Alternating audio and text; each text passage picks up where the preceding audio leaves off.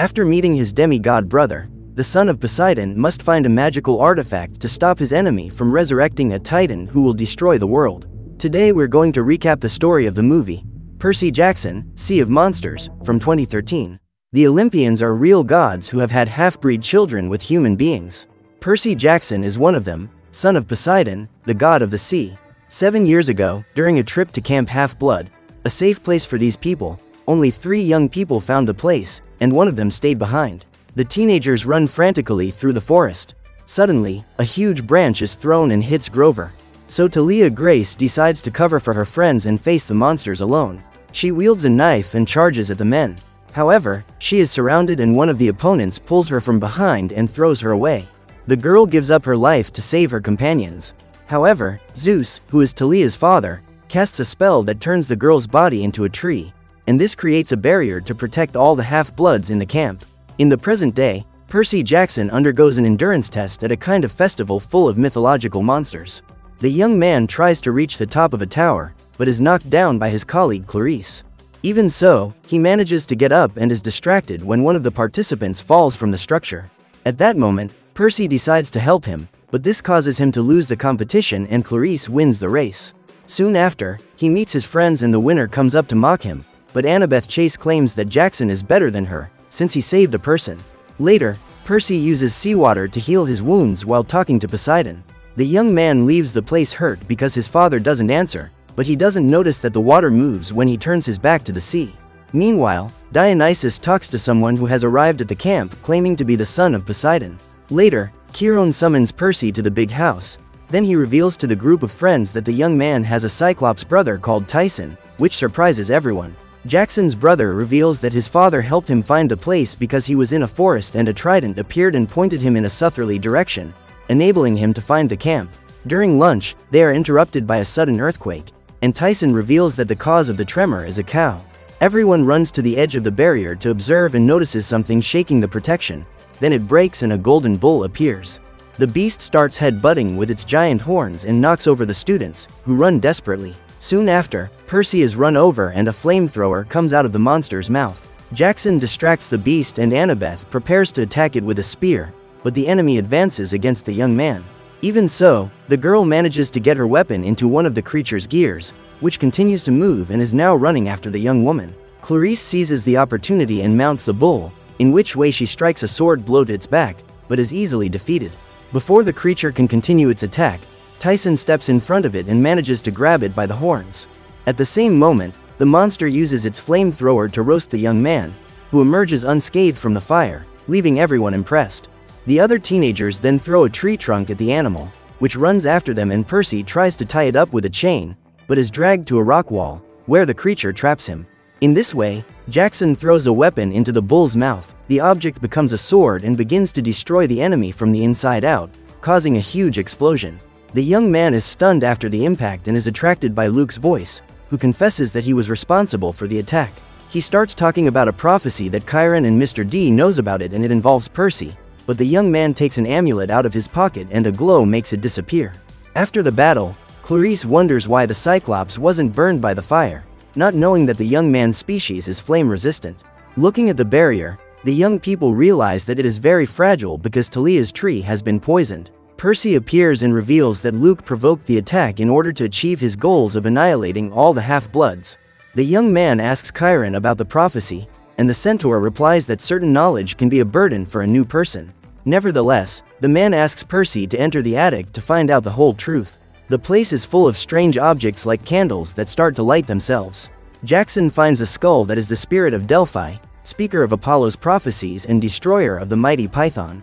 The creature tells them that a long time ago, Titans ruled the earth. They were led by Kronos, an evil monster who devoured his own children. However, one day, 3 of his sons escaped his control: Zeus, Hades and Poseidon. They destroyed their own father and banished his remains, but he has vowed to rise again and take revenge. What's more, only a half-blood son of one of the 3 gods can defeat him.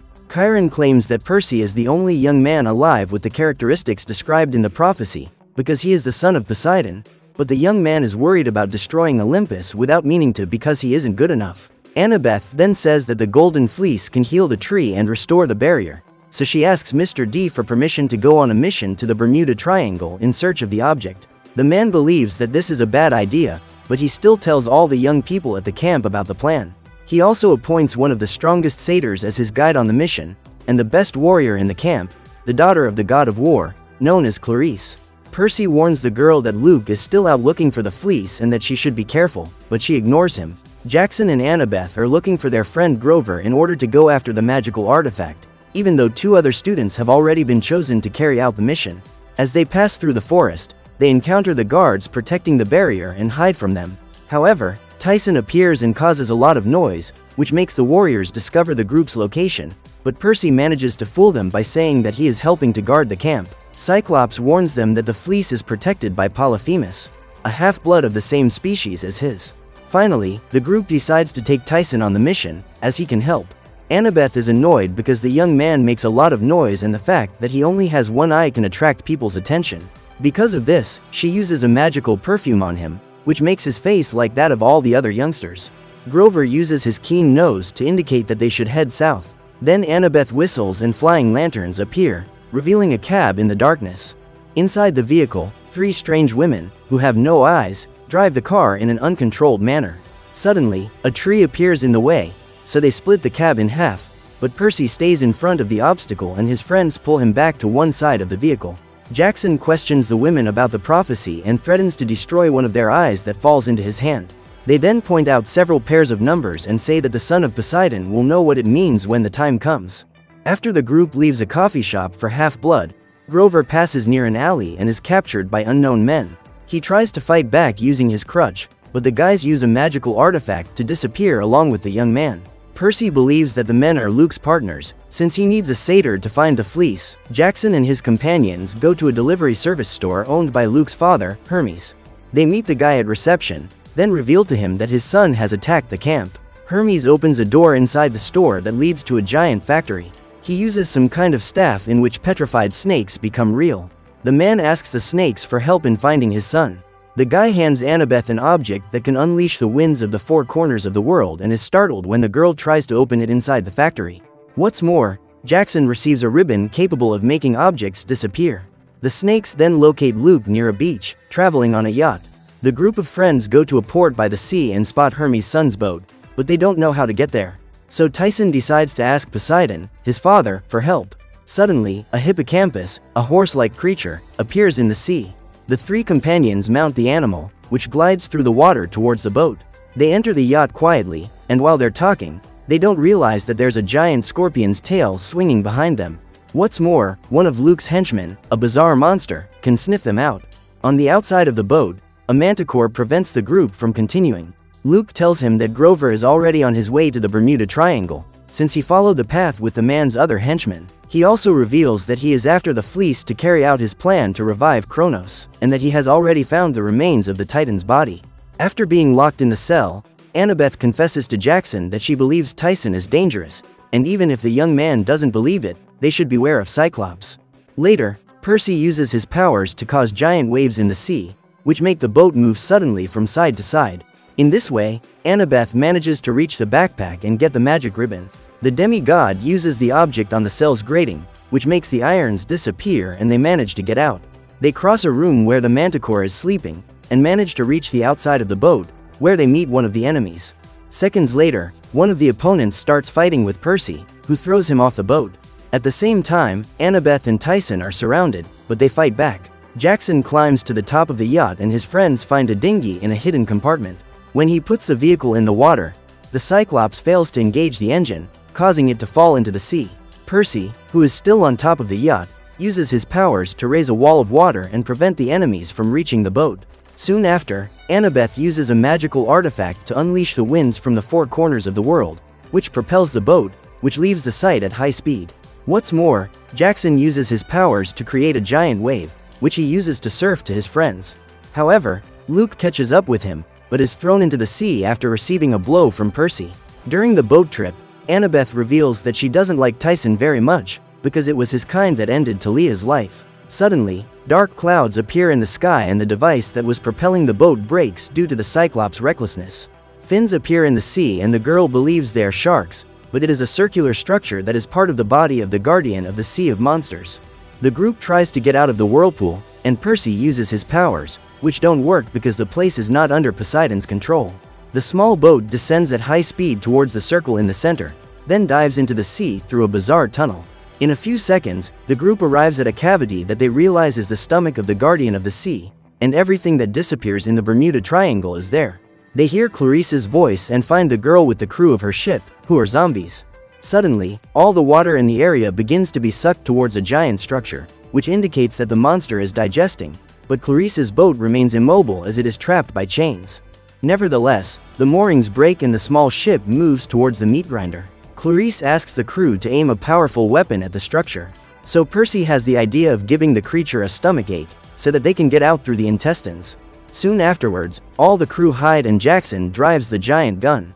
The boat gets closer and closer to the crusher, so the young man starts shooting at the walls of the stomach, which causes cracks in the place. At the same moment, Clarice changes the direction of the rudder to the affected area, and the glass in the cabin window begins to crack due to the pressure of the water. They go through the wall and reach the bottom of the sea, and the glass cracks more and more. However, they manage to reach the surface. Suddenly, Jackson begins to see coordinates in the sea, the same numbers that the women in the cab told him about. This reveals that the speedboat is in the southwest. The group arrives on an island where there is an amusement park called Surceland. While walking through the abandoned site, the team finds one of the roller coaster carts that leads them to a tunnel path. Inside, Polyphemus, the fleece's protector, throws things at Grover, who disguises himself as a cyclops to avoid being devoured by the monster. While the satyr distracts the creature, his friends lurk around him. Clarice tries to steal the fleece, which is on the man's back, but he smells her and realizes the group's presence. Tyson decides to show up and talk to the creature of his species, but he claims that the young man is a traitor to his people.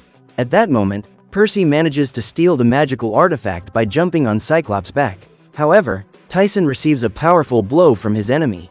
After that, Jackson is thrown away, but manages to throw the fleece to Annabeth. She is also cornered by the bizarre Cyclops, and throws the artifact to Clarice, who passes it back to Percy.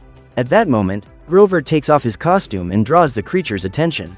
So everyone manages to escape out of the cave, knocking over various things along the way, and this prevents Polyphemus from catching up with them. However, they find Luke and his team waiting for them outside the lair. Jackson warns that he won't give the magical artifact back to the man, who points a gun at him and fires it.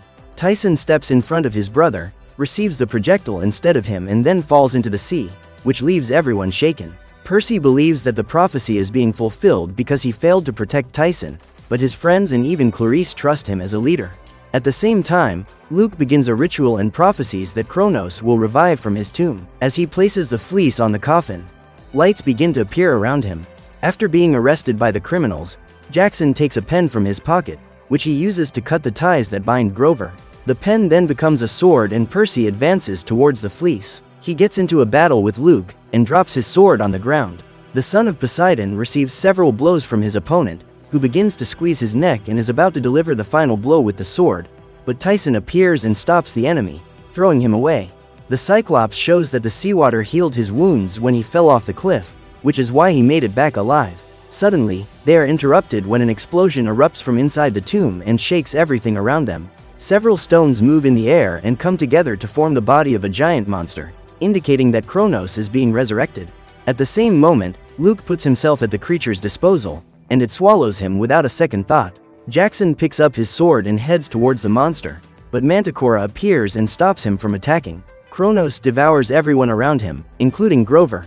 At the same time, Percy is cornered by Manticora, who ends up receiving a blow from the floating stones. In this way, he manages to cut off one of Kronos' feet, which causes the Titan to fall. At that moment, the son of Poseidon realizes that the blade of the sword drains some of the creature's energy into the tomb. Realizing this threat, the opponent tries to attack Percy, who manages to jump on a rock and retrieve his sword, so he jumps into the creature's hand. However, the monster tries to crush him, but the young man uses his sword and jumps onto his chest, delivering a fatal blow that destroys him in a few seconds and frees Grover and Luke, who fall before Polyphemus. After all the evil Titan's energy has been drained, Tyson removes the magical artifact from above the tomb. On the other hand, Annabeth receives a lethal blow from Manticora, and Grover charges at her with a spear, but is also cornered. Clarice manages to cut off the monster's tail, then its body begins to dry out and it is destroyed. They check on Annabeth and place the fleece on her body. Even so, the girl's eyes close and she loses consciousness. However, a glow emerges from the magical artifact and lights run through the young woman's body, causing her to wake up instantly. She thanks Tyson for saving Percy's life, and claims that she can now trust him. Later, they take the fleece to Talia's tree and a light emerges from the object, which restores life to the plant, as well as the camp barrier. The next day, everyone runs to the tree, where a girl has emerged after the fleece has been acting on the roots all night. The unknown girl tells them that she had a strange dream in which she lost her life, then says that her name is Talia, daughter of Zeus. So what did you think of this movie? Leave it in the comments below. And if you liked the video, like and subscribe for more movie recaps. See you next time.